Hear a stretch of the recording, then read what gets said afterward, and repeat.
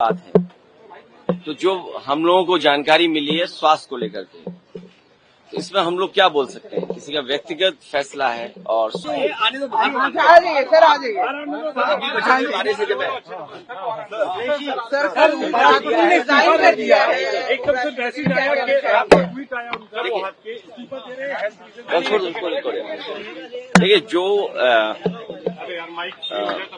इस्तीफे की बात है, तो जो हम लोगों को जानकारी मिली है स्वास्थ्य को लेकर के, तो इसमें हम लोग क्या बोल सकते हैं, किसी का व्यक्तिगत फैसला है और स्वास्थ्य को लेकर के, तो क्या राजनीति के मायने निकाले इसमें। लेकिन उससे महत्वपूर्ण यह है कि भारतीय जनता पार्टी किसी को वोट नहीं डालने देना चाहती, और बिहार में जिस तरीके की कार्रवाई चल रही है, इसी तरह उत्तर प्रदेश में जानबूझ करके भारतीय जनता पार्टी ने इलेक्शन कमीशन से मिलकर के और प्रशासन के सहारे बड़े पैमाने पर वोट काटे थे, डिलीटेड शो किया था। और जिस समय हम लोगों ने आपत्ति की और आरोप लगाया, तो उन्होंने हमें नोटिस दिया। नोटिस के जवाब में मैंने खुद समाजवादी पार्टी से सभी लोगों ने, कार्यकर्ताओं ने, नेताओं ने मिलकर के 18,000 जिन्होंने वोट डाले थे बाद में डिलीटेड कर दिया था उनका, और वो वहीं थे, जिंदा थे, लेकिन 18,000 का विद एफिडेविट इलेक्शन कमीशन को जानकारी दी, लेकिन किसी भी अधिकारी के खिलाफ कभी कोई कार्रवाई नहीं हुई है।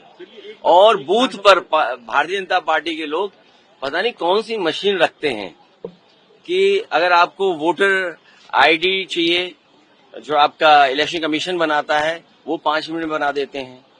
आधार कार्ड चाहिए जिसको, वो 5 मिनट बना देते हैं।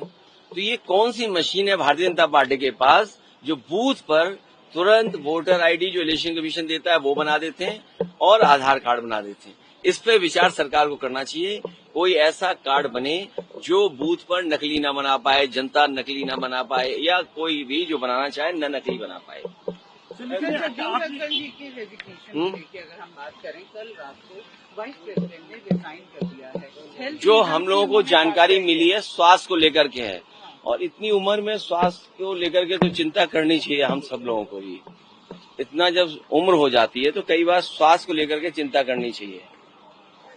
18,000 का आपने आंकड़ा दिया, क्या सिर्फ एक विधानसभा क्षेत्र का? नहीं, एक नहीं, पूरे उत्तर प्रदेश का 3 महीने के अंदर हम लोगों ने मेहनत करके, कार्यकर्ता नेताओं का सहारा लेकर के 18,000 वोट जिन्होंने वोट डाले थे, डिलीट कर दिए गए थे, ऐसे लोगों के एफिडेविट के साथ जानकारी इलेक्शन कमीशन को दी थी। सरकार कह रही है कि 16 घंटे चर्चा करने के लिए तैयार है, पर विपक्ष नहीं मान रहा है। नहीं, हम लोग भी तैयार हैं चर्चा पर। जब प्रधानमंत्री रहेंगे, बिना प्रधान के क्या बयान दें, और किसको बयान दें, क्या भूल हुई, क्या चूक हुई, क्या गलती हुई, इंटेलिजेंस फेलियर रहा, कोई एक बार नहीं हुआ। पुलवामा भी हुआ, फिर पहलगांव में हो गया।